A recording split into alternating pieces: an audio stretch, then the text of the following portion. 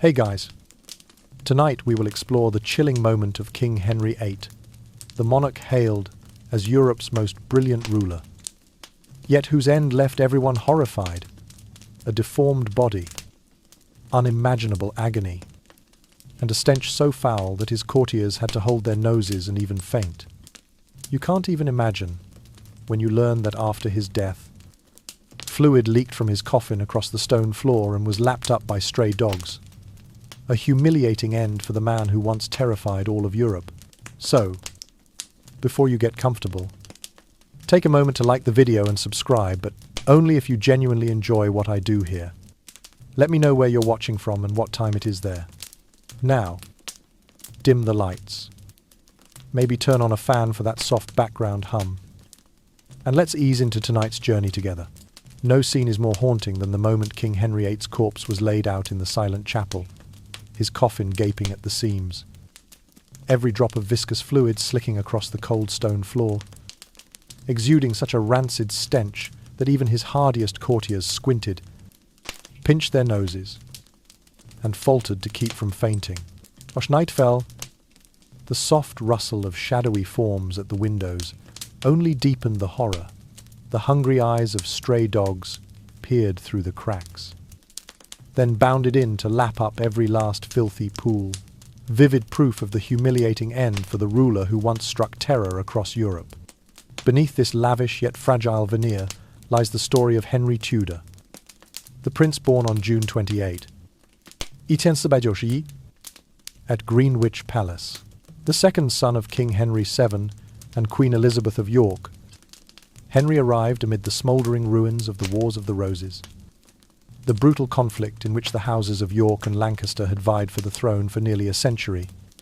Of humble origins, the Tudor line only secured its place on the throne after his father's decisive victory over Richard III.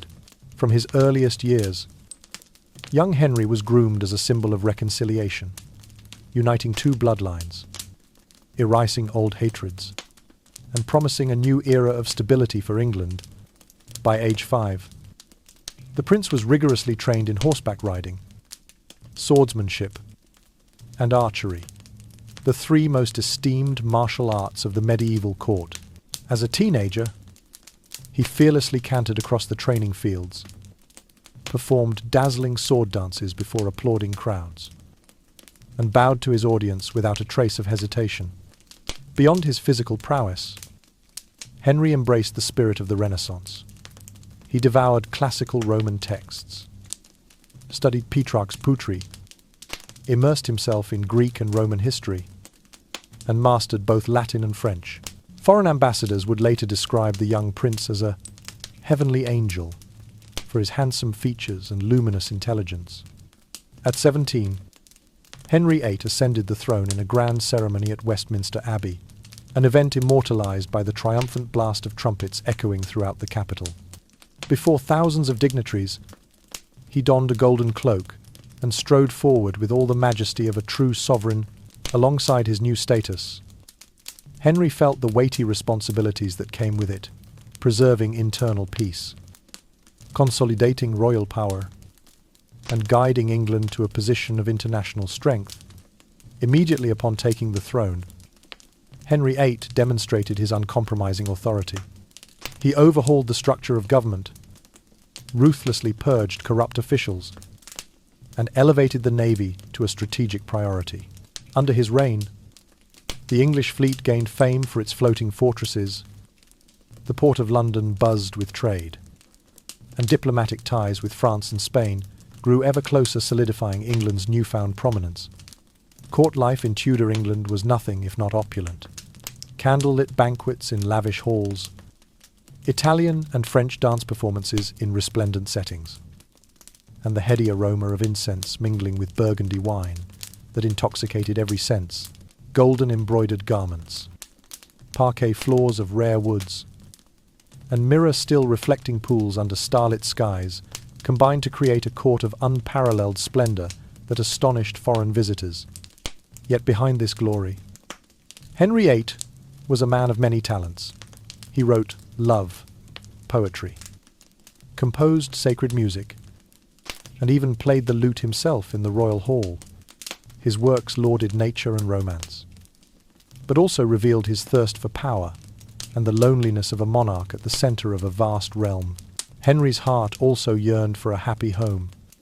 He married Princess Catherine of Aragon, a wise and virtuous woman hailed as the perfect queen.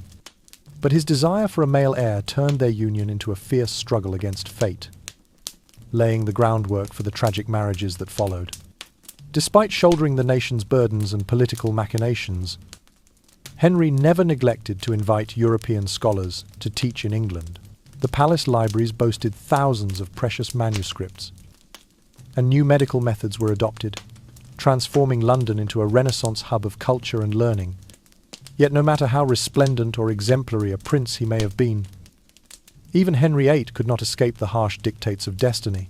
The image of his body, once a handsome youth, now a deformed mass, oozing fluid and licked clean by stray dogs under a cold moon, is the most vivid testament to the transience of power and the fragility of the human form. And from this point, the true tragedy of one of history's most formidable monarchs begins to unfold. At 17, as the dawn's first light washed over the stones of Westminster Abbey, Henry VIII stepped from the shadows of the royal apartments like a warrior freshly forged. His gilded cloak billowed behind him, its embroidered trim glittering in the early sun. The trumpets blared a resonant welcome that struck at the hearts of all gathered, and a chill breeze from the Thames swept through the chapel, carrying with it the breath of a new reign. In that instant, the young prince's heart flickered between soaring exhilaration and a nameless, uneasy dread. Henry's eyes followed the lines of armoured cavalry arrayed in the courtyard, helms glinting like miniature suns, and these shining ranks only served to make the heavy royal crown atop his head feel all the more weighty. His breath came in quickened gasps, each inhalation rich with the scent of iris and horsehide intermingled. Beneath the soaring vaults, the ceremonial music echoed like 1,000 waves crashing upon the shore of his consciousness, reminding him that every footstep from this moment forward would bear the fate of England. Deep within, excitement and relentless pressure wove themselves together. The court music was not mere background, it was the living pulse of the new dynasty. The lute's gentle strains drifting from a rose-covered alcove seemed to mirror the beat of Henry's own heart, at once bold and measured. Each Renaissance melody whispered to him, "You are the symbol, young king. Bring light to your people." The flickering candles at the base of the throne multiplied into countless tiny stars, guiding his path through the long night of power ahead. The festive atmosphere swelled as he passed the sword into the hand of a chief noble. The metallic clang against the marble floor rang out like a solemn vow. "I shall protect the realm."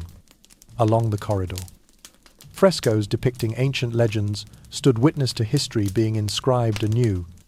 Every step Henry took upon the polished wood sounded like a drumbeat, heralding the future, promising prosperity, even as it foreshadowed coming storms. Court life under the Tudors teemed with music and dance. Nightly spectacles featured sword dances under a golden moon, evoking memories of heroic battles. Henry's passion for martial display was such that banquets paused for his own performance of blade choreography. The sensation of steel slicing through air etched pride and anticipation into his soul, his very heart dancing in step with each flourish. Each morning began with the thunder of hooves on the royal meadows. Henry thundered across the turf, his hair streaming behind him like a burning banner, thrilling the assembled throng. Yet beneath that brilliant display, a shadow crossed his gaze, the spectre of his father, Henry Heffet, lingering like an invisible suit of armour upon his shoulders.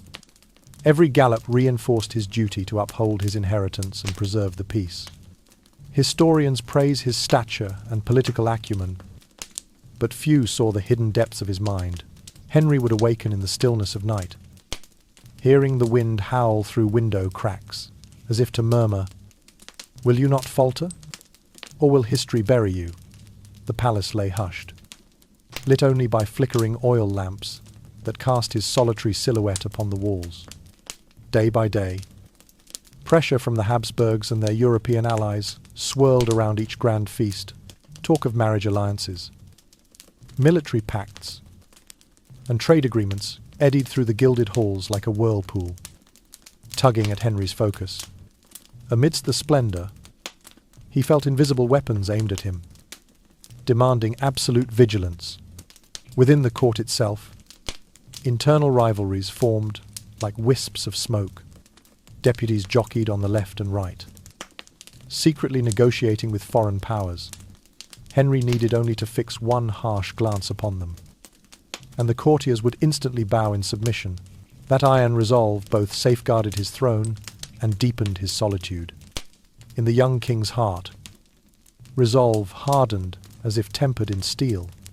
Every decision, however small, was weighed through the lens of power. Amidst sumptuous banquets, he maintained a discreet distance, his mind ever alert to lurking threats. That steadfastness symbolized strength, but it also planted seeds of chill within his blood. The rose garden before the great hall ceased to be mere ornamentation. Each petal drifting in the breeze became, to Henry, an emblem of change and the cultivation of authority. When the roses bloomed, hope surged within him. When they withered, memories of duty and worry flooded back. On autumn afternoons, slanting sunlight across the roof tiles cast a long, blade-shaped shadow. Henry paused to watch his silhouette merge with the castle's contours, wondering, do I have the strength to bear this burden, or will it crush me? The rustle of dry leaves answered him like a reminder not to yield. Despite the rousing hunts and triumphant cheers echoing through the valleys, a fissure remained in Henry's heart, the crack of dynastic responsibility. He knew he must show strength. Yet when darkness fell, he occasionally longed to collapse upon the wide oak bed and let the wind's whispered solace wash over him. Amid all the lavish colours and triumphant sounds, Henry VIII carried within him a sense of power that both emboldened and hardened him. There, hidden from public view, the seeds of tragedy quietly took root, awaiting the fateful moment when a seemingly minor collision would alter his world forever. In January 1536, a frost still clung to the Greenwich fields as Henry VIII rode his warhorse into the tournament arena. The morning air rang with the clip-clop of hooves on gravel mingling with the eager beat of drums. He inhaled the crisp chill deeply, his eyes glowing with excitement. In that moment, a shiver of cold ran down his spine, equal parts exhilaration and the herald of an inescapable destiny. When the signal was given, Henry snapped the reins, and the horse thundered toward the stands. The wind whipped his hair into a golden halo, the aura of a conqueror shining through his muscular frame. But in a single instant, the horse uttered a sharp cry and collapsed beneath him, hurling the king into the air like a wounded bird. That terrible fall struck his consciousness like an earthquake, heralding the birth of a relentless nightmare. Henry reeled, his vision swimming as if engulfed in an impenetrable night. The terrified cries of knights, the pounding of hooves, the dull ring of stirrups striking stone all combined into a horrific cacophony. He was unconscious for 2 hours, his body feeling as heavy as a stone, his mind slipping between dream and reality. In that haze, he heard metal strike bone like invisible daggers, driving him to the brink of pure panic. When he came to, Henry found himself in a dimly lit infirmary, the candle on the bedside table flickering uncertainly. The physician sighed as he examined the unaligned fracture in the king's hip, the necrotic flesh, and the ooze of pus from the wound. The foul stench made Henry nauseous. His sense of smell felt tortured as he was slid along the wooden stretcher. Each jolt stabbed fresh agony into the joint, igniting nerves as if aflame. His heart tightened under unbearable pressure. This was only the beginning of his horror. That first night after the accident, sleep eluded him. He heard the rattle of pulleys outside his door, echoing like a labouring heartbeat. His four-poster bed became a prison of pain, each shift of the headboard triggering relentless spasms. In the darkness, The image of those festering wounds seared into his mind like invisible parasites, gnawing away at his strength and his will to rule. Cold sweat drenched his brow as his thoughts drifted between delirium and despair. Days crept by, but Henry no longer sensed time. He existed in a haze of brief, exhausted awakenings, in which physical pain overwhelmed every other impulse. His figure on the stretcher, clothed in a regal cloak that draped like a shroud, looked trivial amid the vast palace.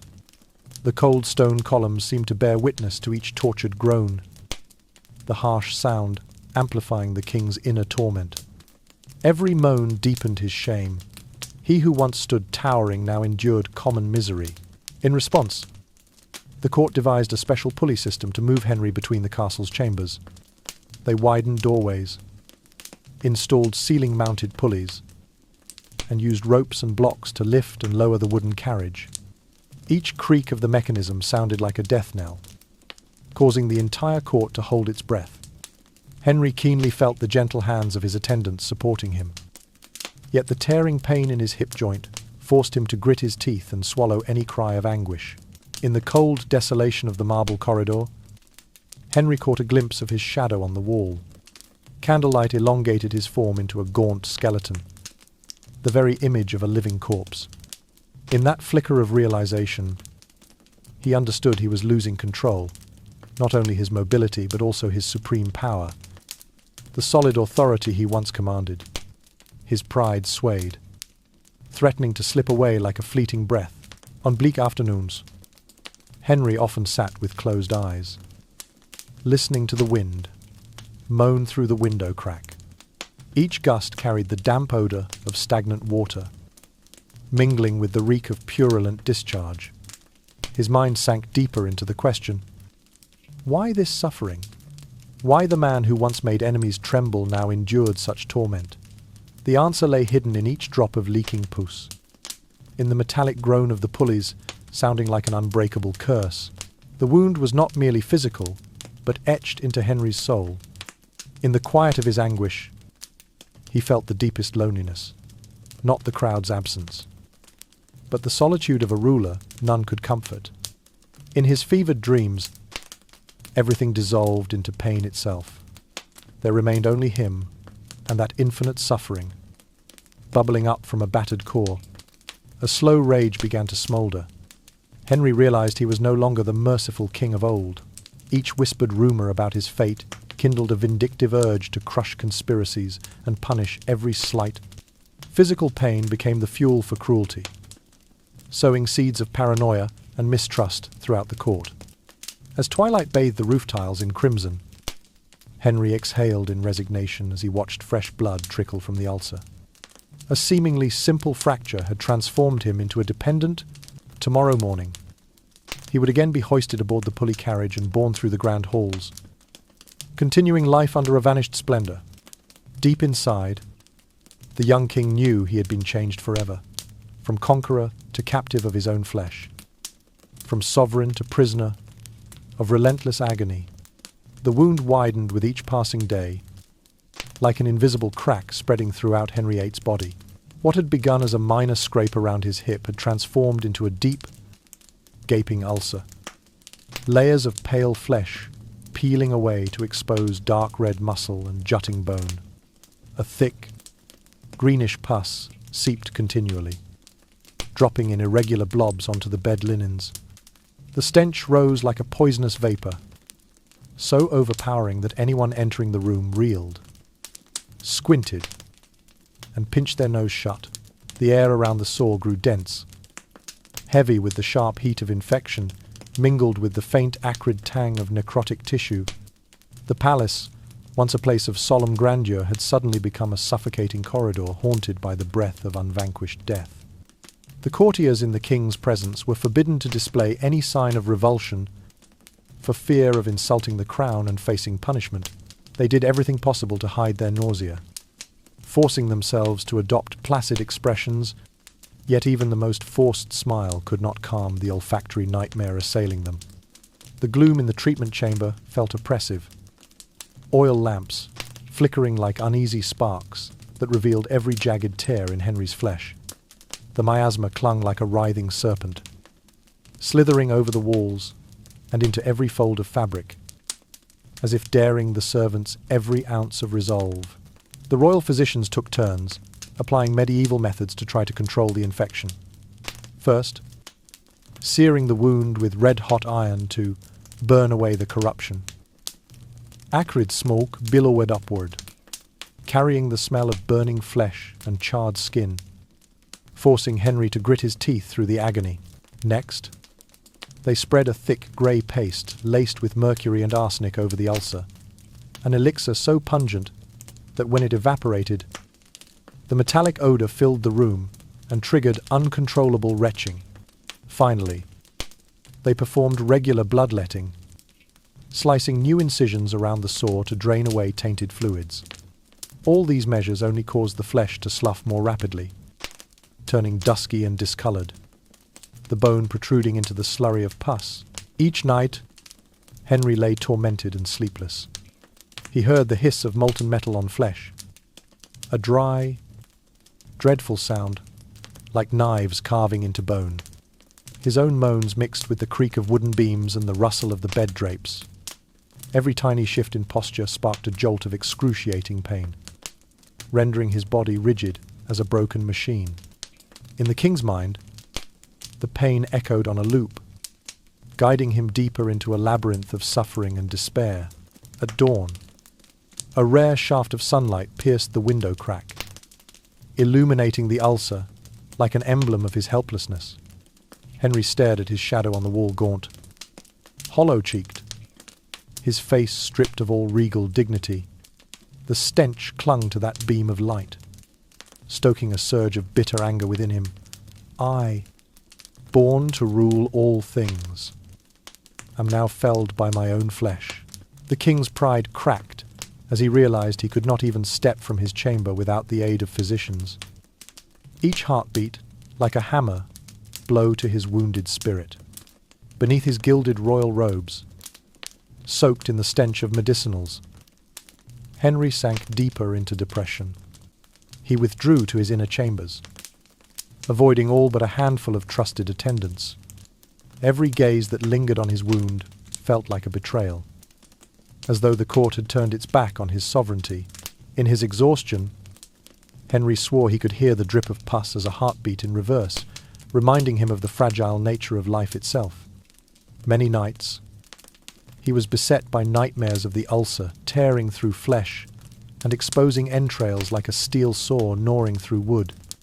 A mocking voice echoed, "O king, how mighty you were, yet a simple wound has left the world waiting for your ruin." That unseen foe haunted every corner of his mind, and Henry would awaken with eyes blazing in hatred, fingers clutching the sheets as if to tear apart his own torments. In those delirious hours, paranoia took root. Henry came to believe the stench was no natural consequence, but a calculated humiliation. Some enemy had poisoned or sabotaged him. Every cautious flinch from his courtiers when they entered the chamber fed his suspicions. What are they hiding behind those eyes? This mistrust overshadowed all other thoughts, turning the palace into a prison of ceaseless anxiety. Anger flared hotter each day. Henry threatened to punish anyone who dared recoil from his ulcer's smell. He ordered the physicians to cover the wound with silk, and forbade any mention of its odour. Insubordination would merit immediate flogging. Many ministers forced themselves to claim they suffered from sinus irritation to mask their reactions. Yet the truth slipped through whispered corridors. The king is being undone by his own wound. Ironically, Henry's greatest weapon, his absolute royal authority, had become his own mental shackle. Each treatment felt like a double-edged sword, driving out infection but gouging deeper into his agony.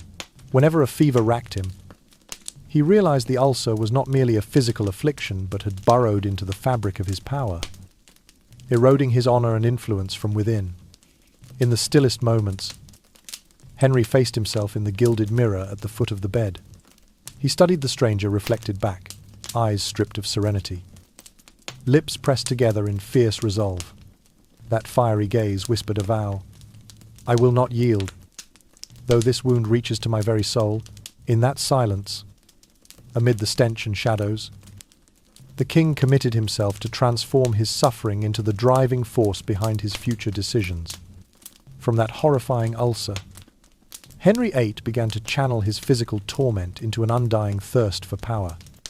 He no longer hesitated to strike down anyone who dared slight him, casting off all pretense of mercy and service. The wound was no longer just a wound, but a defining mark that made him history's most ruthless, ironclad, and solitary monarch. With his mobility severely restricted, Henry VIII found his body turning against him. Each morning upon waking, he would press against the engorged flesh around his waist, feeling the springy give of fresh fat as if he were cocooned in a warm yet suffocating mattress. Sunlight slanted through the window of his private chamber, illuminating the regal cloak stretched taut over his massive frame. He sighed, hearing the silk under his weight whisper in protest, and felt an overwhelming sense of confinement. Court kitchen records show that Henry consumed roughly 5,000 calories a day, a figure that would startle even the most hardened gladiator. Physical activity was nearly non-existent. A few laboured steps to reach the pulley system. Then he lay flat on his wooden carriage, his legs burning with pain. They could no longer bear. Breakfast typically consisted of a large loaf of bread, smoked meat, pies, oozing cheese, and 2 goblets of robust red wine. By noon, the banquet table groaned under an array of roasted meats, spiced pork ribs, crackling roast fowl, and no shortage of greasy, meat-filled pastries. Each sip of strong liquor felt like fire scorching his throat. Yet that very flame briefly smothered the ache in his hip. Green vegetables appeared only as a handful of lonely lettuce leaves or a bland dish of boiled beans, just enough for the kitchen to claim they had balanced his diet. Henry, however, knew this was mere pretense, for the mild sweetness of greens could never compete with the rich greasiness of meat. Every chew of red flesh betrayed him. Twisting around his guilt, I, once the wind-racing prince, now drown in my own excess. As his stomach swelled, the memory of barreling across royal meadows like a conquering hero faded into an unreachable dream. His once-toned waist had ballooned from 89 centimetre in his youth to over 130 centimetre. Standing before his own reflection, Henry felt like a monolithic statue in the palace. Only this monument was crumbling beneath a torrent of damp humidity and the stench of decay. The squelching of fat beneath his skin eroded all confidence, reminding him of the days he galloped free across open fields. The wind then had not been caught in flabby folds, but had roared in celebration of his youth. Now, the draughts drawn through the castle merely carried lingering notes of stale wine and dank mildew, a bitter perfume that deepened his sense of entrapment. Each time he was hauled by the pulley system from one chamber to another, Henry felt the rope rasp against his naked flesh, the metal wheels creaking in concert with his laboured groans. The very device meant to aid his movement now underscored his oppression as though an unseen force were dragging him down, not only in body, but in spirit. Against the cold stone pedestal, the pulley stood stark against a grey sky outside, mirroring the dark cloud gathering in Henry's heart. Confusion, despair, and waves of hopelessness. He often heard the distant footsteps of palace attendants, their silhouettes flickering in and out of candlelight. The odour of food clung to their gowns, mingled with medicinal fumes and incense, forming a nauseating bouquet. Watching them, Henry wondered, do they still see me as their king? Or just a gluttonous, overstuffed caricature? That doubt gnawed at his pride, threatening to tear apart his image of authority and long-lost dignity. At night, under a scythe-thin moon's harsh glare, Henry would awaken from fitful dozes to the growl of his own stomach, a cavernous, cracking demand for sustenance that felt like a pack of starving beasts within him. Each guttural rumble seemed the call of his wild self. Eat more, I refuse to starve. He propped himself up, gazed at his reflection cast on the wall. A giant figure, solitary and surrounded by the sounds and tastes of desperate indulgence. In dreams, Henry often returned to the Greenwich tournament, his mount speeding across boundless fields. But the loyal steed of his memory had transformed into a cumbersome carriage, rattling over uneven cobblestones. And the wind was no longer a companion, but an obstacle at every strained step. He forced a smile in the dream, believing he would crest that final hill, only to be blasted back down by a sudden gust. Landing in cold earth once more, the next dawn lit the fire in Henry's eyes. Yet it also reflected off the glittering layers of fat in his silhouette. He looked out toward the royal gardens where plants still thrived and birds sang as if oblivious to his suffering. Each dew-laden leaf seemed to weep a solitary tear, tears for a man who once held the world in his hands, now yielding to the slow corrosion of flesh, his longing for the freedom to stride unassisted through palace halls, to stand on his own 2 feet, just once more, became a relentless ache. He reminisced about the days he strode across mosaic floors, his gaze commanding every marble column. Now, each step required the pulley's assistance, and his mind brimmed with hundreds of sad memories. Though he understood that his diet was the cause of his bulk, Henry could not break free from it. Whenever courtiers whispered warnings of illness, he snapped. "Bring me more meat and wine, I must remain strong." This fervent demand was not merely for physical vigor, but the cry of an empty soul seeking worth in outward splendor. On the final nights of the year, when the east wind howled outside the windows, Henry gazed at the lone candle flickering on his table. Its weak flame seemed to mirror the inner tumult. A man who once possessed the world, now a hulking spectre, trapped by feasts and agony. He drew in a deep breath of incense smoke, forcing down the bitter tang, a reminder that though flesh may falter, his will could still temper like iron. From those sumptuous banquets and burdensome layers of fat, Henry VIII gradually became the very symbol of grotesque power. He was no longer the lithe horseman of legend, but a colossal behemoth, whose mere presence struck terror by its size and foul odor. Each footfall felt like a cursed drumbeat, stamping down any who dared stand in his path. On the last night of the year, Henry sat alone in the silent great hall, golden torchlight pooling across his shoulders in an otherworldly glow. The soft rustle of flesh under his silken robe echoed like a heavy heartbeat. He closed his eyes and listened to the rumbling in his gut, then vowed silently, "I will turn this weakness into my weapon. Excess flesh, stench, all will cow anyone who dares challenge me." In that wordless oath, he marked the beginning of his most ruthless chapter of power. At the age of 49, Henry VIII had not ceased dreaming of the radiant vigor of his youth. In his heart, he kindled hope that a new marriage to his 19-year-old bride, Catherine Howard, would reignite the extinguished flame of his prime. On the wedding day, Westminster Palace was awash with fresh flowers and flickering candles.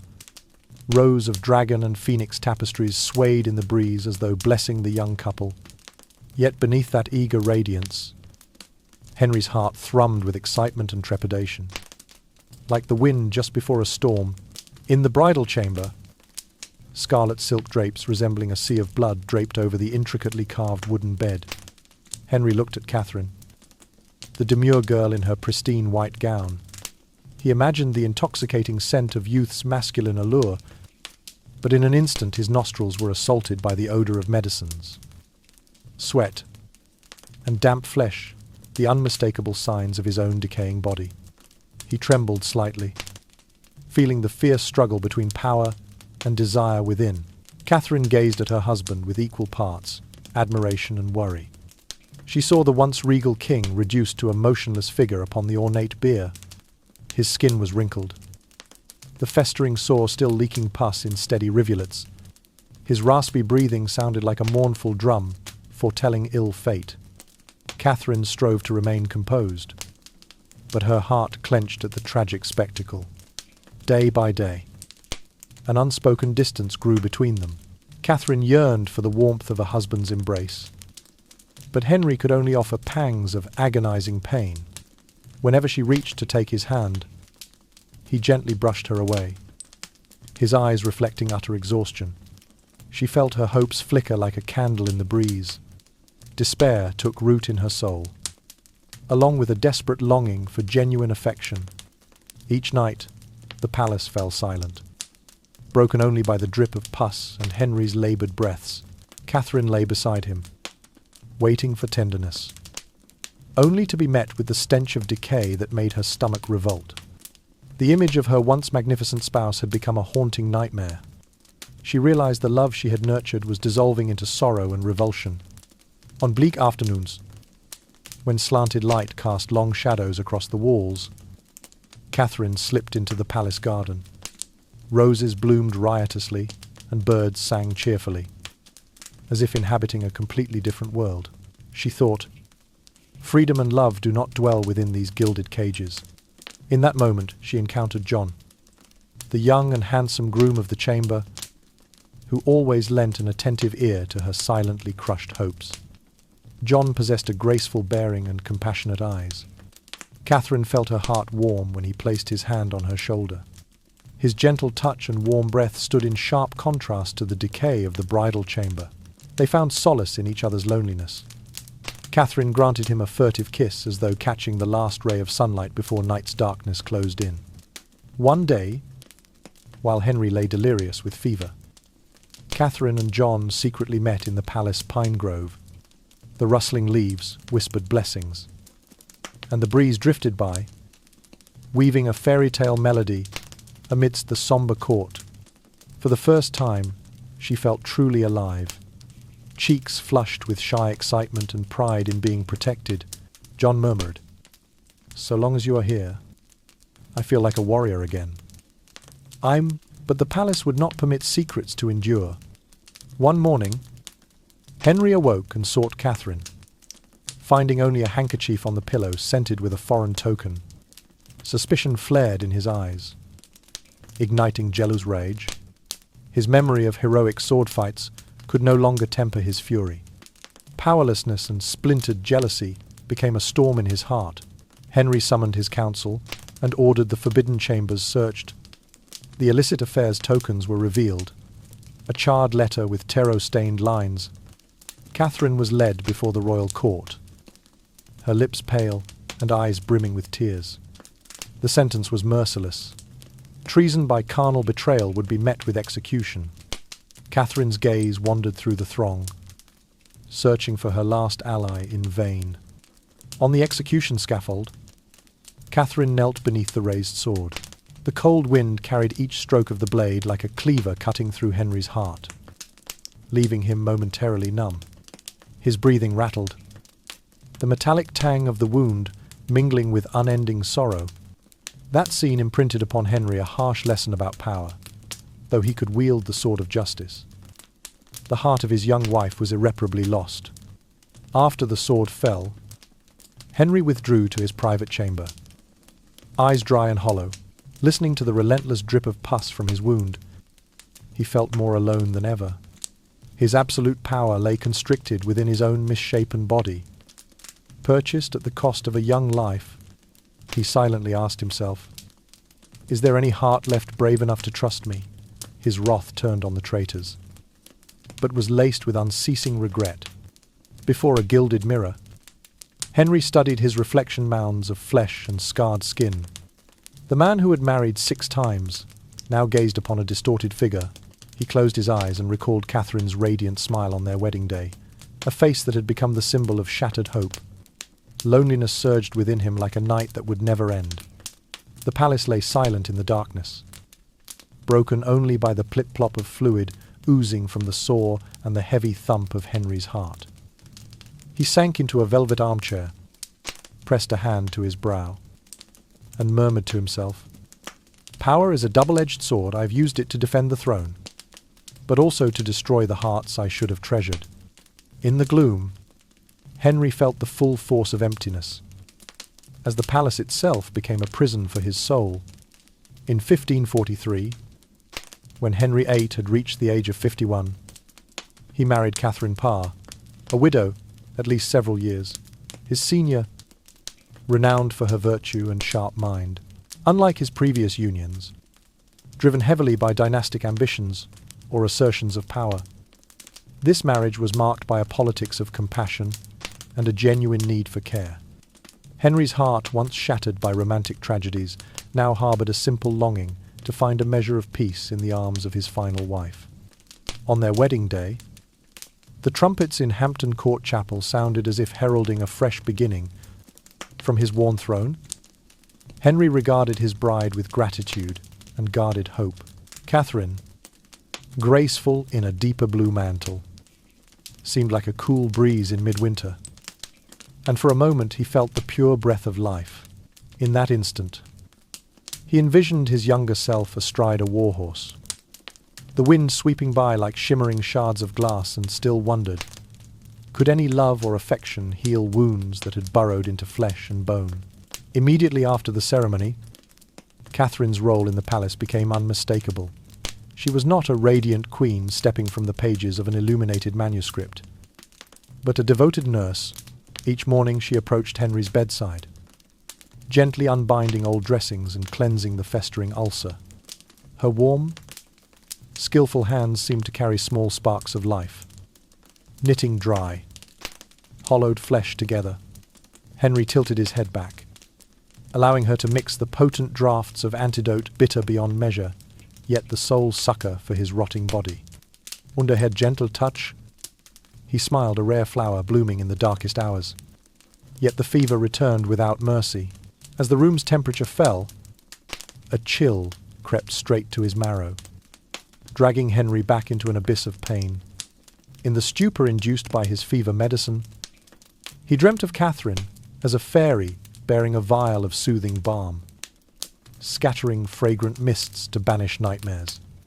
Outside the east chamber window, the wind rasped like a menacing breath, but Catherine stood firm, vial in hand, her gaze as resolute as a spear slicing through shadow, offering refuge to his frightened mind. Henry's psyche at this time was turbulent. He was grateful for his wife's care, yet feared his own frailty might exhaust her. He found himself asking, what depth of affection could prevent him from breaking her heart anew? When Catherine informed the court physicians that she would oversee certain medical protocols, such as regulating arsenic use or bloodletting, Henry fell silent. In her eyes he saw a determination not of a willful queen, but of a mortal who understood the power of life and death.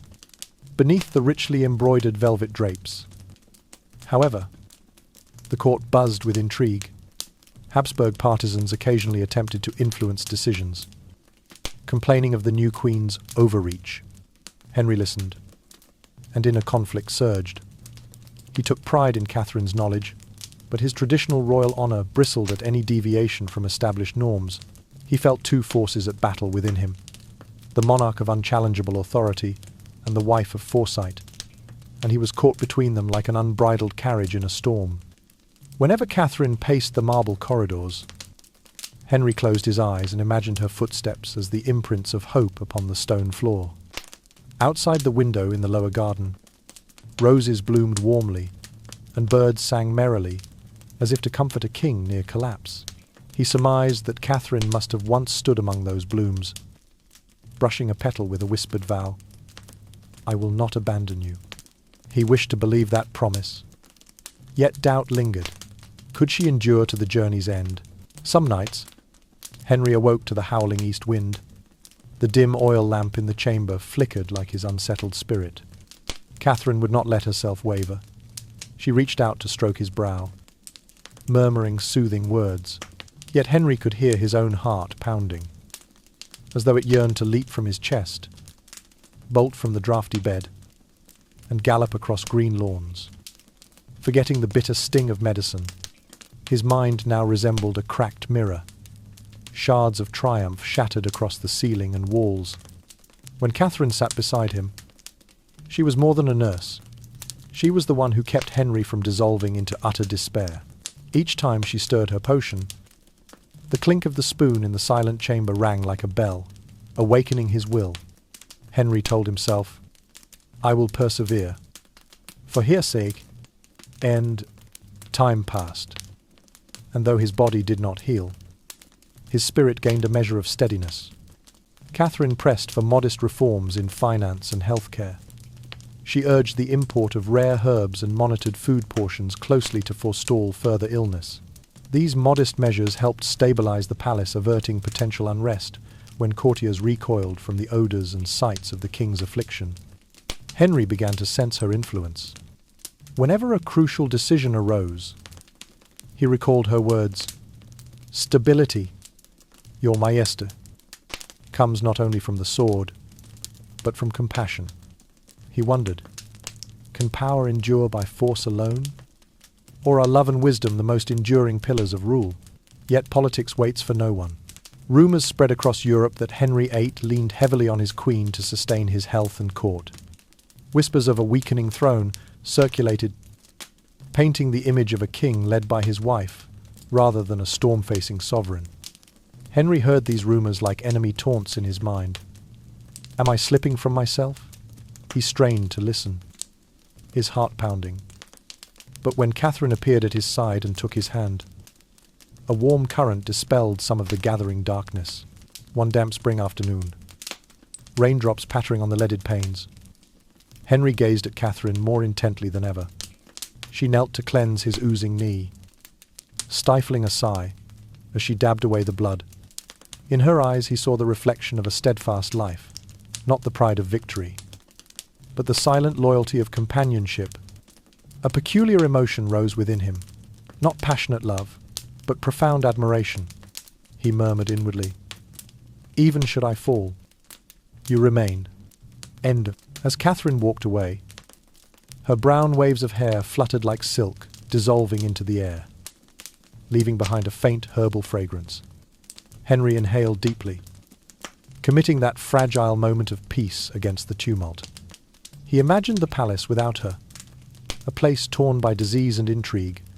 He realized that the care and concern she lavished on him had become a shield more unbreakable than steel. Yet Henry also understood that, however many velvet-loved hands tended him, his body would still wane. He watched the sunset cast crimson hues across the palace walls, then studied the pale outline of his ulcer in the dim light. Anxiety swelled in his chest. Did she have the strength to shoulder decay alongside him? He squeezed her hand and admitted to himself, "I need you, but I do not wish to burden you." At last. Henry VIII experienced moments of relief, perhaps never before known. He was told tales of old. He laughed at her gentle teasing. Sometimes they sat together at a small table in the private chamber, drinking chamomile tea by candlelight, Catherine's warm eyes reflecting hope.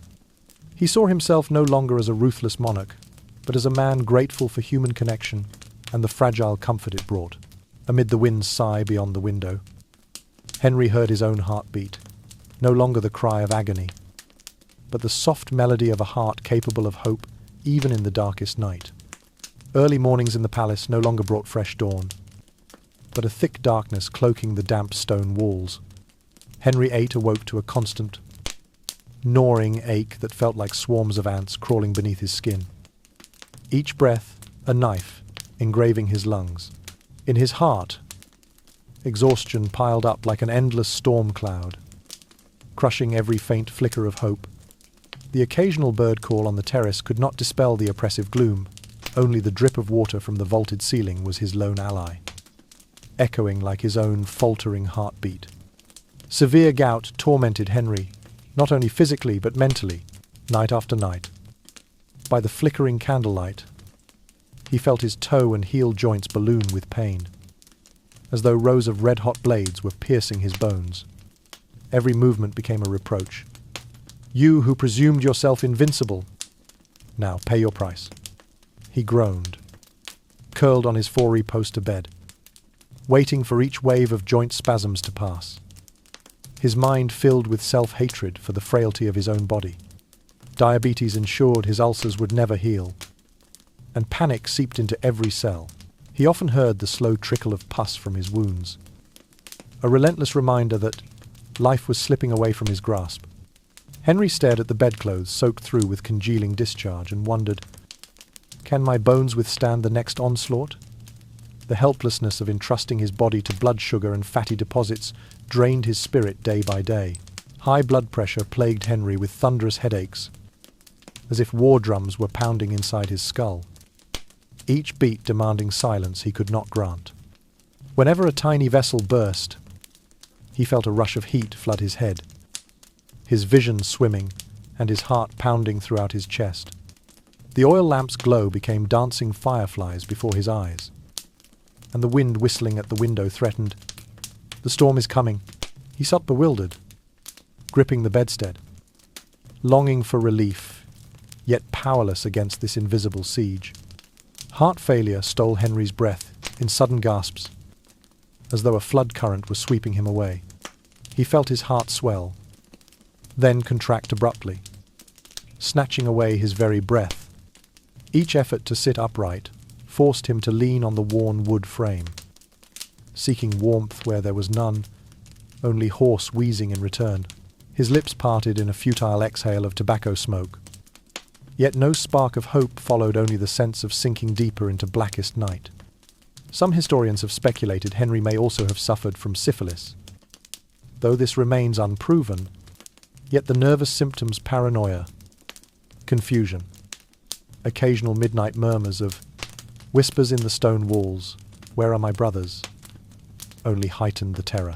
Darkness grew alive with flickering visions of his late wives or phantom footsteps in the corridors, driving him to sleepless nights and eyes ablaze with suspicion. Chronic illnesses turned Henry's final years into a protracted battle, not against foreign foes, but against his own fragile flesh. He no longer sat in council, but lay with his legs drawn up, listening to the pulleys creak as though shackled to his deathbed. His mind grew as empty as the silent great hall, only heartbeats, wind whistles, and joint spasms remained. Unable to sleep, Henry would gaze at the rosy-carved wooden ceiling, imagining each withered petal falling like a tear from creation itself. Once weary of war, he now yearned for one night of peaceful slumber to halt the ceaseless agony. The fear of death gradually supplanted the pride that had defined him, so that he nearly forgot he was a king and felt only a man in extremis. Eichdam. He heard water dripping from the rooftop in an uneven rhythm, his own faltering pulse. The clear morning song of birds in the lower garden was, to Henry, merely the ticking of his dwindling time. He asked himself, "Do I have the patience to endure another moment of pain?" That question echoed endlessly in his mind, with no answer forthcoming. His psychology warped with each illness, from majesty to pain, then to panic, and finally to numb indifference. He found no pleasure in feasts, only guilt for each sumptuous meal that further burdened his failing body. Every meat pie, every goblet of wine became reminders of his self-inflicted tragedy. Illness was not merely punishment, but a tolling death knell. The courtiers dared not mention his infirmity. Any hint of death was deemed treason. Thus Henry felt utter isolation. He longed to share his suffering, but none were permitted to listen. The palace transformed into a prison, its 4 stone walls silent witnesses to his laboured breathing. In the dead of night, when the east wind howled, Henry would look through the east chamber window at the steadfast pine standing against the storm. He wondered, do I still have the strength of that tree? That hopeless question lingered in the empty air. Unanswered, only the pine's shadow weighed upon his chest. Then he recalled his early days on the throne, when his body was taut and his heart a roaring drum. Now, there remained only pain, dependence on medicine, and occasional fits of coughing through the night. Henry swallowed dryly, craving a miracle, yet no miracle came. In the end, Henry realized that his chronic diseases had changed not only his lifespan, but the very nature of his power in his mind. He was no longer an omnipotent king, but a vanquished man before his own ailments. Eichpank. Each sleepless night, each drop of leaking pus indelibly marked the fragility of his body, and deeper still, the absolute loneliness of power in his final days. Prolonged physical torment transformed Henry VIII into a paranoiac consumed by rage and suspicion. Each morning, upon waking, he heard his heart beating like a war drum, the blood coursing through his swollen veins in thunderous pulses. His festering ulcer leaked foul discharge. The acrid stench rose from his flesh like an invitation to his enemies. The king's mind, already wearied by endless illness, grew ever more tormented by rumours of assassination and poisoning that spread like wildfire through the court. First, Henry decreed the strictest food safety regime in history. Every dish, from hearty meat broth to delicate pastries, had to be tasted by a courtier before it reached his royal table. Every eating implement, from silver spoons to crystal goblets, was inspected for the slightest imperfection, lest a hidden vial of poison lurk in a crevice. Night after night, palace artisans scrubbed and resealed the cooking pots and serving vessels by candlelight. The mingled odours of grease, wine, and cleansing antiseptics saturated the air like a dense fog, evoking an entire palace bound in suspicion. Anyone daring to complain, however, obliquely about an unpleasant odour, even to lament the reek of the king's sore, was instantly suspected of treason. The courtiers, forced down nausea and pinned on strained smiles. At grand banquets, hushed whispers of "the king suspects his fare again" rippled quietly through the hall. But no one dared spark them into open conversation. To speak out was to invite the axe. As his delusions deepened, Henry began to regard even his closest confidants with mistrust. A fleeting glance, a loud exhale, any sign could mark someone a conspirator. In daylight reveries, he imagined his chamberlains plotting in dark corners, John Dudley whispering to eunuchs, Thomas Cranmer striking pacts with foreign powers. His mind became a labyrinth, searching desperately for the invisible foe upon whom to unleash his fury. The climax of his wrath arrived with the execution of his childhood friend Henry Howard, Duke of Surrey, condemned for treason only 9 days before the king's own death. Surrey, a peerless soldier of noble lineage, had no time to protest before being dragged before a rigged tribunal. Tears streamed down his face as the so-called proofs of rebellion battlefield vows. Oaths of loyalty were twisted into evidence of mutinous scheming. As the whispers of his downfall swept the court, an icy autumn wind howled past the chapel windows, snatching away any fragment of security and leaving an unnameable terror in its wake. The palace itself sank into a night of collective dread. Courtiers passed each other like horses skidding to a halt, eyes tracking the slightest footprint the king left behind. A greeting said, "Too late."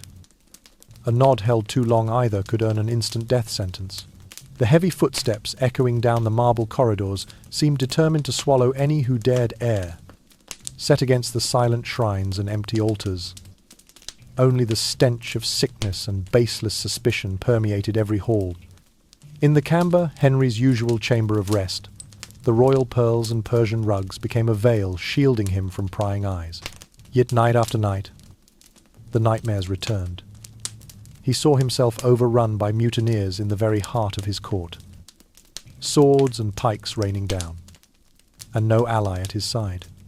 Yet awake in delirium, he would clutch the bedposts as though they were a last bastion of safety. His spirit in tatters, the king could do no more than retreat to his empty throne, each crack in the wood a record of power's misdeeds. He found himself asking, "Can this authority even protect me from myself?" Gazing through the window pane, he watched the ancient pine outside stand, unbowed against the gale, mocking him with its strength, while he felt helpless amid life's turmoil. 9 days before his final breath, Henry surveyed the coffin being prepared in the chapel, already envisioning himself there. He felt hot beads of sweat trickle down his brow, each drop a final plea, "Grant me release." But the order to behead his dearest friend had rung out as an irreversible tolling of the bell. The court fell silent, and only the clang of steel against stone echoed through the cold chamber. Paranoia and wrath corroded Henry's mind like acid, leaving painful scars. No one dared approach too closely, not even Catherine Parr, who now had to tread more carefully than ever in administering his medicines. His weakening breath sounded a grim proclamation of fate, his voice dissolving ultimately into the final rasp of his last tortured exhale, when Henry VIII at last breathed his last. The court seemed to shatter in that immense silence.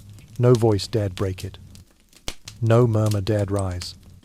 In that moment, his absolute power and his nightmarish delusions had extinguished every last flicker of trust.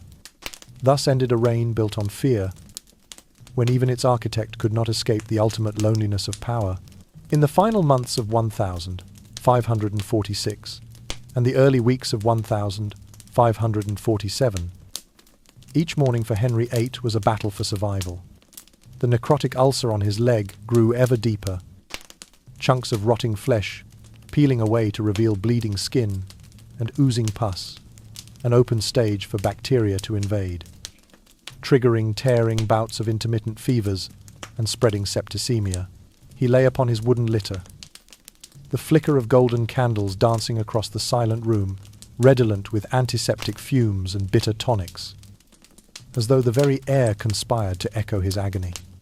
His torment allowed him no respite. Whenever attendants tugged the ropes of the pulley to lift him, every muscle tightened like a taut violin string, squeezing agony through his limbs. He moaned, mouth agape, as if his voice itself would wear away, his heart pounding like a war drum, heralding the apocalypse. Each ragged breath stoked a coughing fit, his body trembling as cold sweats and chills gnawed through every fibre of his being. The court mourned each necessary movement. They hunched to lift him, inching him from chamber to chamber. The stench of decay was so overpowering that they pressed rose-scented cloths or costly essential oils to their nostrils. Yet the rot still seeped through, provoking waves of nausea. Every breath felt like swimming against a tide of poison, eroding their resolve. The chapel floor, once a hallowed place of worship, lay damp and mottled with viscous drips from his litter. Torchlight fell on each stain, amplifying the sense of miasma writhing from the boards. Even to attend a final council of bishops was to endure the sensation of hellfire licking at his feet, causing his heart to skip in sudden dread. Stepping into the palace became a trial of will and courage. Courtiers huddled against marble columns, blinking back tears and keeping their distance lest they inhale the toxic air. Their faces were drawn and fearful, as if they traversed a war-torn field. Listening for the earth's shudder beneath corpses, they wondered if their king could possibly endure the winter's end. Outside, the landscape mirrored Henry's darkened soul. The east wind howled through the east chamber windows, whipping heavy drapes across the damp floor like invisible hands tightening around his heart.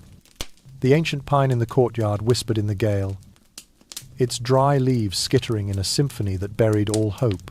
Henry gazed upon that pine through the crack in the door, yearning for the strength to stand once more on his own feet, steadfast as that tree in the storm. His mind, ravaged by delirium, teetered on the brink. Any odd creak in the palace could become evidence of betrayal. He could no longer tell friend from foe. Each fleeting glance, each outstretched hand of assistance, aroused his suspicion. Did they taste my soup first? That question echoed endlessly in his head, without answer, day or night. The nightmare of his body plagued Henry without pause. In fevered dreams, he saw his leg reduced to ash, shards of flesh scattered like offal in a marketplace. Mocking laughter reverberated off stone walls, and he would jerk awake, his heart threatening to burst. In the dead of night, his trembling moans rose, rendering the silent court hushed as though struck by thunder. Once a confident monarch, he now lay a man racked with anguish upon his four-poster bed. Solitude clung to Henry like a frigid serpent. No one was permitted to comfort him but Catherine Parr, and even she had her limits. Her warm hands soothed his ulcers, but could not dispel the stench or the dread. Henry studied her anxiously, searching her eyes for one last glimmer of hope, only to find worry etched in her features. In rare lucid moments, Henry gazed at the empty palace. The warm glow of candlelight on dragon-phoenix reliefs revealed only ghostly vestiges of faded power. He wondered aloud. How will I die? Amid this reek and terror? Is there any refuge left? That question rang in his mind, swallowed by the gathering darkness. When the Abbey's curfew bell tolled, Henry had never felt time pass so slowly. Every minute brought fresh torment, fresh exhaustion. He ground his teeth, striving to shift his weight.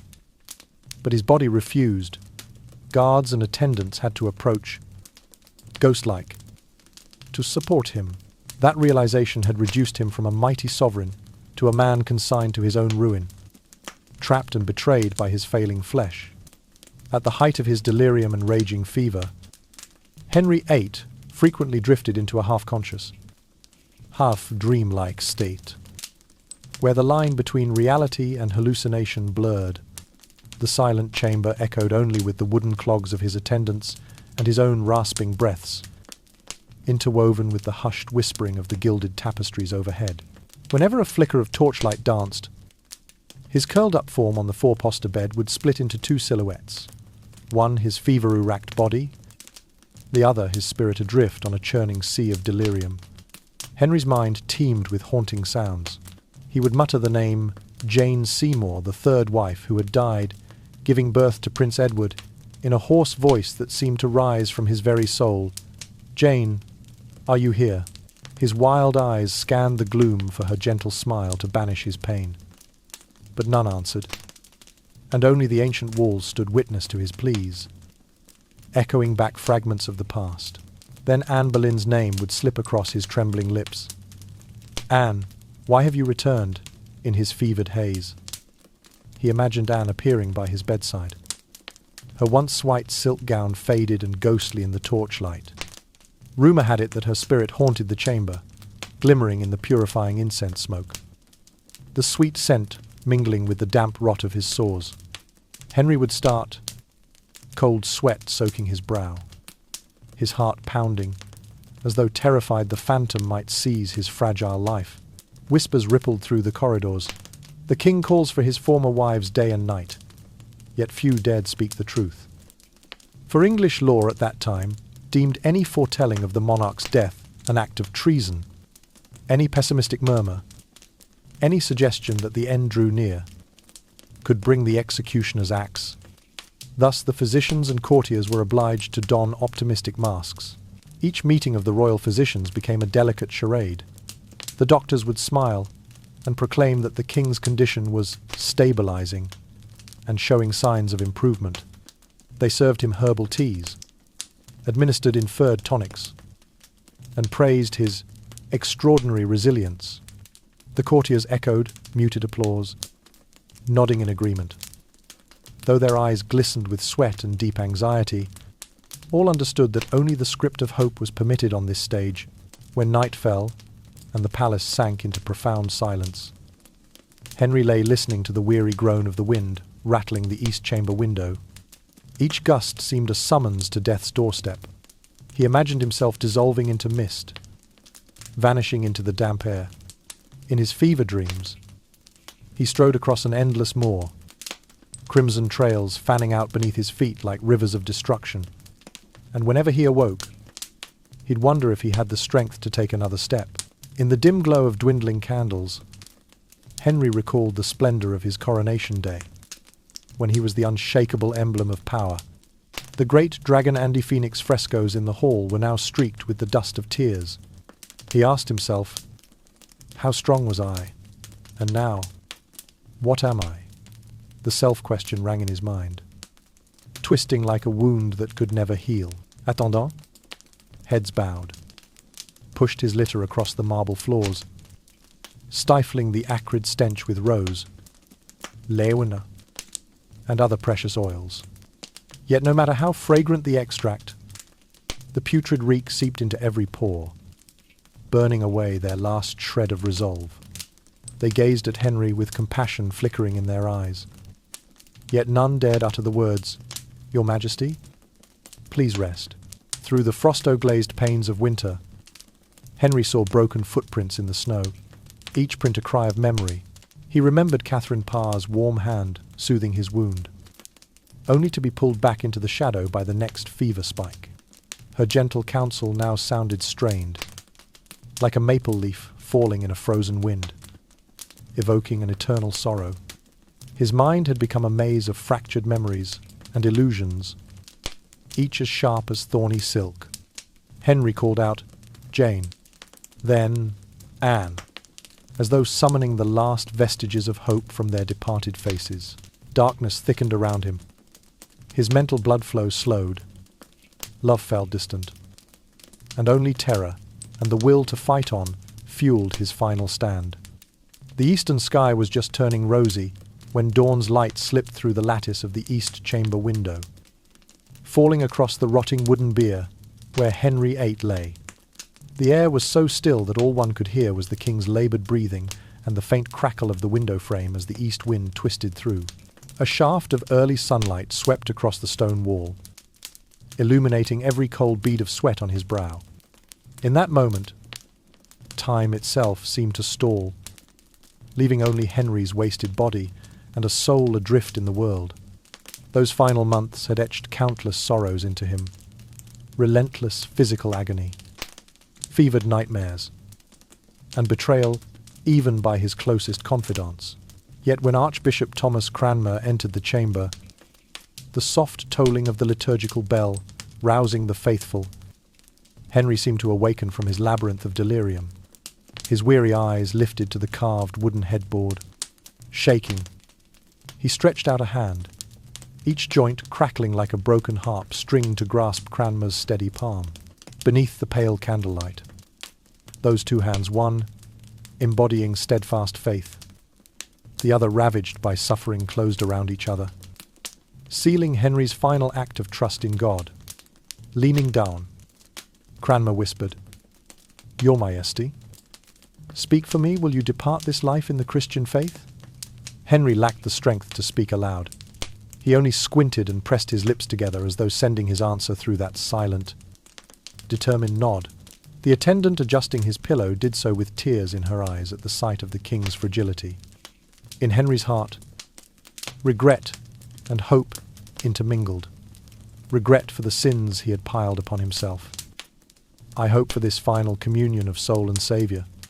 The east wind sighed through the corridor like a single lament from the entire court, praying for the passing of their great sovereign. The solemn chapel bell resounded, marking the sacred final moment. Henry's pulse faltered, each beat pausing before it faltered back into life. He shut his eyes tight and saw, flickering in memory, the Tudor standard billowing in triumph, an invisible weight now pressing down upon his chest like the burden of an entire kingdom. Vague recollections of earlier days surfaced, the blast of herald trumpets at his coronation, banners snapping in the wind, his long stride across polished marble floors. Now, all that radiance was but a pale afterimage before him. The velvet blanket upon his trembling body, like a coffin lid not yet closed. Henry felt a creeping chill climb from his ulcerated heel, up his thigh, and squeeze at his heart with each tiny shudder. Cranmer bent low, murmuring the final prayer that spoke of eternal life beyond this world. Henry opened his eyes one last time to watch a single candle flame quiver on the table beneath the window. Its glow cast the shadow of those two interlocked hands, one mortal, one reaching for the divine. He offered a gentle nod, as if delivering his final signal of unwavering faith. A faint, rattling gasp broke the heavy silence.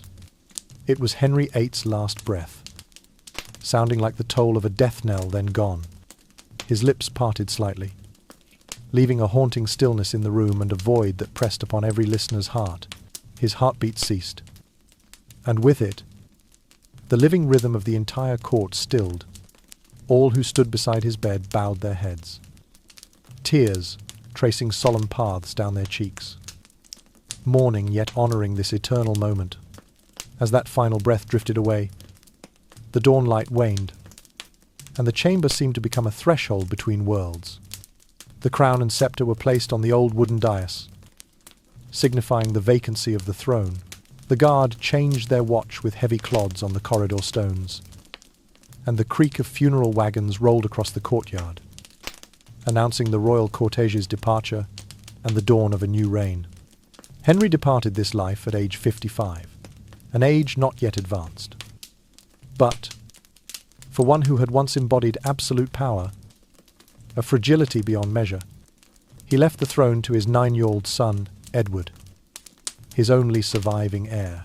In the council chamber, a solitary tear fell from a courtier's cheek onto the ancient wood, a pearl cast into darkness. Thus began an inexperienced regency, charged with carrying forward the legacy of a king at once mighty and tragic. The palace no longer rang with laughter, only the beat of funeral drums echoed through its halls. The fragrance of incense drifted on every breeze, mingling with the lingering tang of poisons and decay that had accompanied Henry in his final days. The cold, bare walls stood witness, and the image of Henry VIII became a timeless reminder that no matter how lofty one's glory, humanity cannot evade fate. His last breath has passed. But the story of a sovereign so ambitious, Saarlorne, and so fraught with sorrow will resound forever in the annals of history. When the physical pain at last subsided, Henry VIII seemed poised to find rest, but even in death, his body would not grant peace to his spirit. His colossal girth, the living memory of absolute power, had now become a material burden so great that the embalmers were forced to construct a special coffin, larger and sturdier than any ordinary chest. They built it of thick planks, drilled in iron rails, and reinforced it with brass nails to withstand the pressure of his massive corpse. Yet no coffin, no matter how robust, could resist the force of death itself. The embalming process of the time was hasty and crude.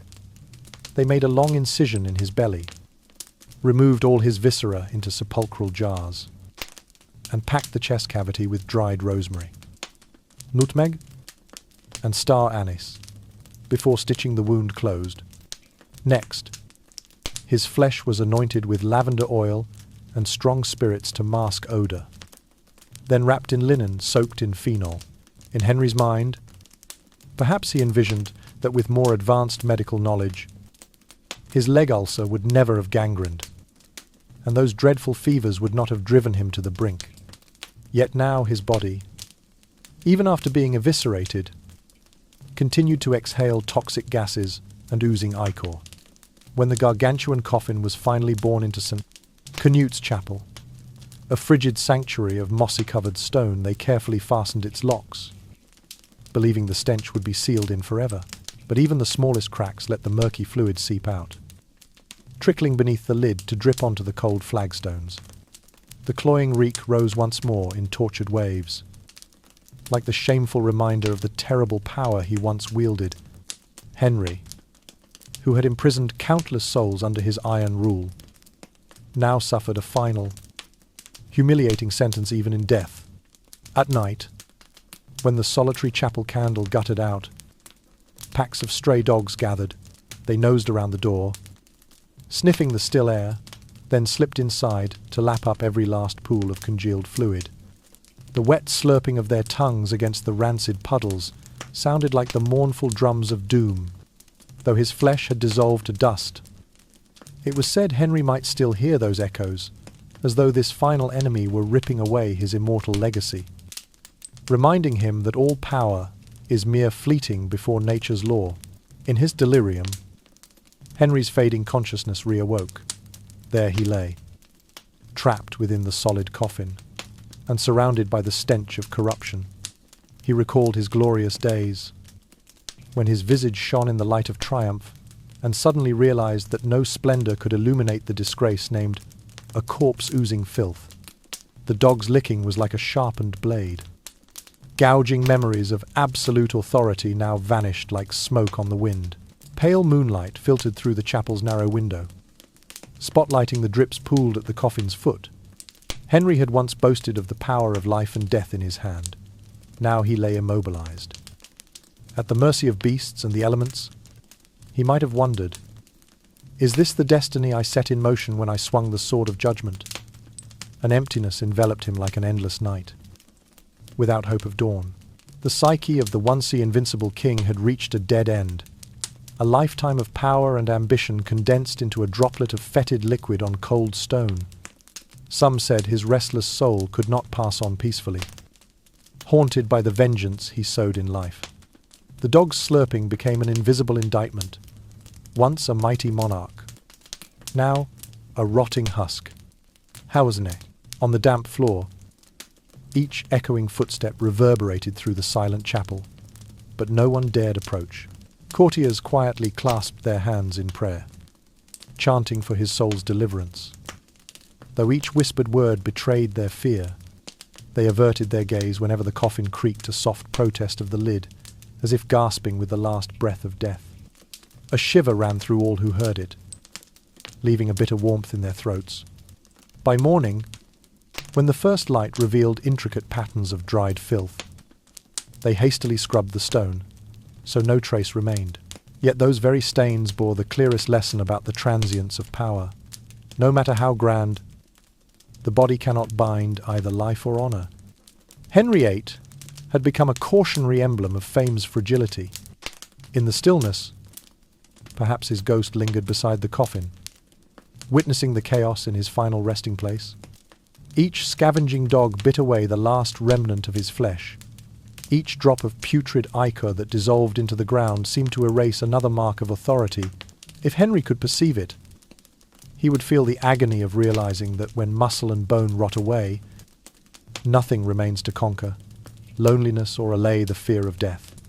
Today, when the first spring sun streams into St. Canute's chapel courtyard, the dried residue remains only as mottled brown stains on ancient stone.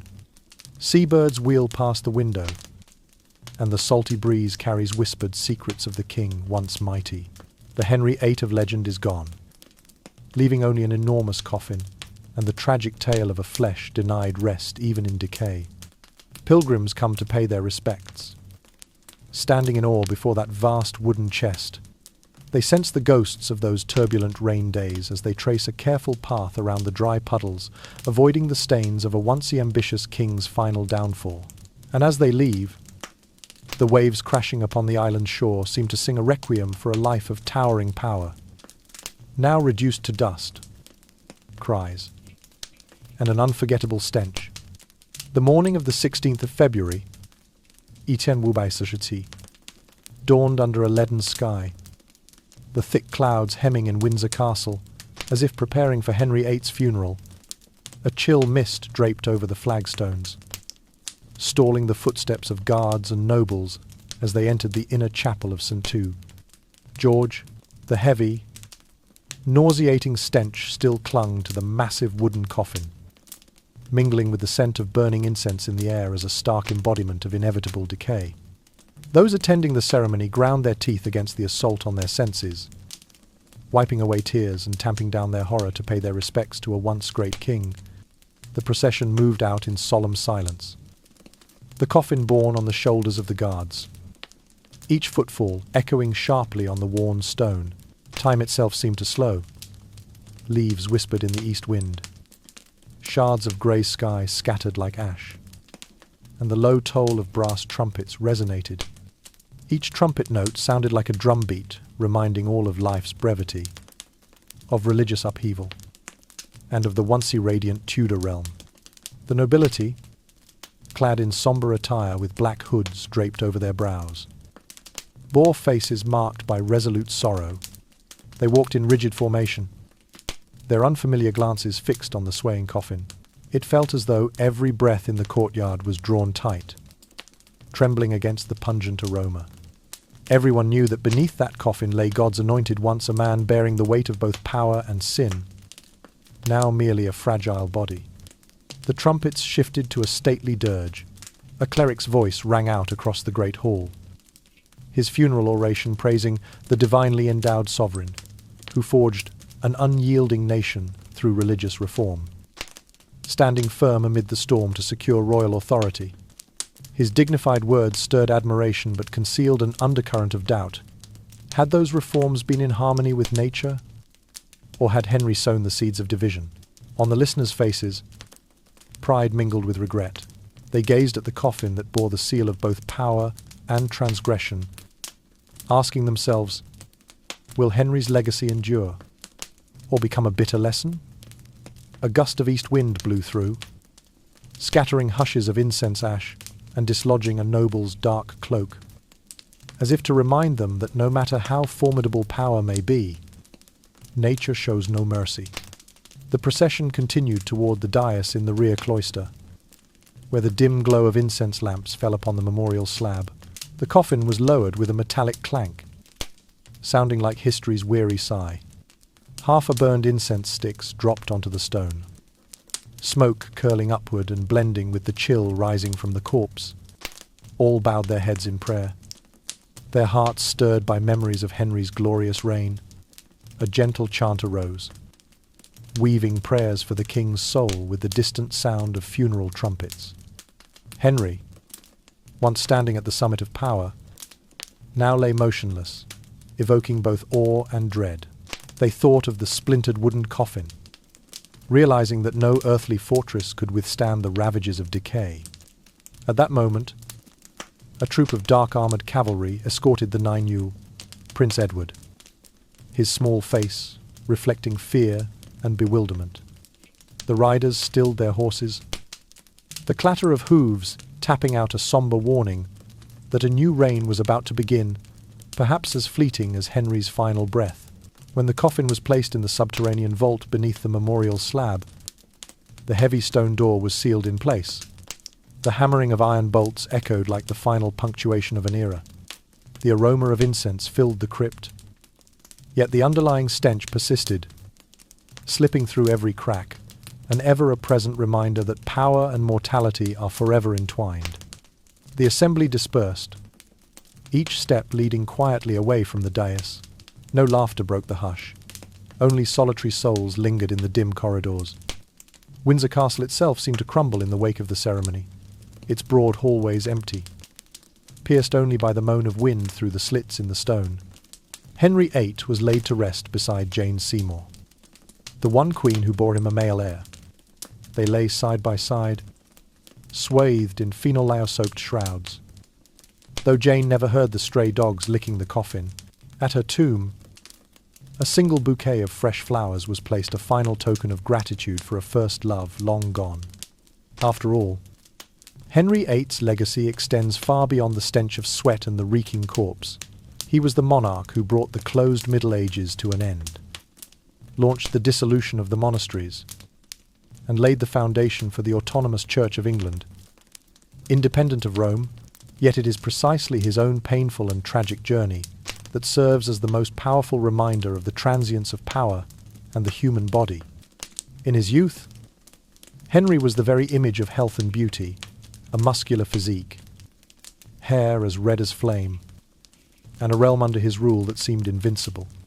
He was celebrated as an icon of strength and authority, his royal visage radiant throughout Europe, yet no amount of glory could conceal the chronic agony of his gangrenous leg, dispel the torments of delirium, or prevent his flesh from decaying. Looking back, historians such as Alison Weir have judged this to be one of history's greatest paradoxes. A man who began with beauty and talent, but ended as a vivid symbol of human frailty. Henry VIII was once a brilliant ruler, she wrote, but also the first man to confront a threshold of suffering that no power can overcome. His bodily tragedy transformed the once invincible king into a living lesson, reminding all that no authority can stand against the cycle of birth, aging, illness, and death. Henry's life from triumph to despair unfolded in a series of stark contradictions. He smashed papal authority, yet mercilessly executed diehard opponents. He rewarded supporters of reform, yet condemned any dissenter to death. These upheavals are etched vividly in his ravaged corpse. The overwhelming stench of rot, the unrelenting pain, and an absolute loneliness that no crown could ever dispel. His legacy is not merely the statutes and doctrines he left behind, but the warning they embody about the body's limits, gleaming armor, a sumptuous throne, and magnificent palaces are nothing but facades for a body in decline. No matter how absolute the power, the human frame must bow to time and disease. Picture Henry, amid agonizing pain and festering sores, still clinging to his Christian faith, still issuing orders to punish his enemies, still confiding in the ghosts of his former wives and trusted friends. He climbed to the summit of power only to collapse. At last, in a blizzard of agony, able only to embrace his final vestige of faith. This horrifying story, told in a gentle bedtime tone, helps us understand that, however absolute one's power, the human body cannot transcend the laws of nature.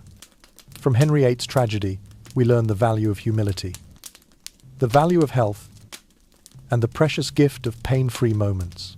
When you close your eyes tonight, think of the king who once struck fear across Europe and ask yourself, are you truly cherishing the most precious gift your body and soul can offer?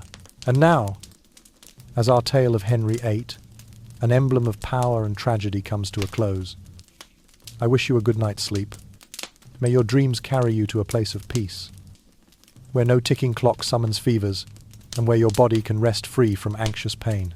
If you enjoy our stories of destiny and thrilling history, don't forget to subscribe to our channel so you never miss our latest and greatest videos. Sleep well, and I'll see you on our next journey.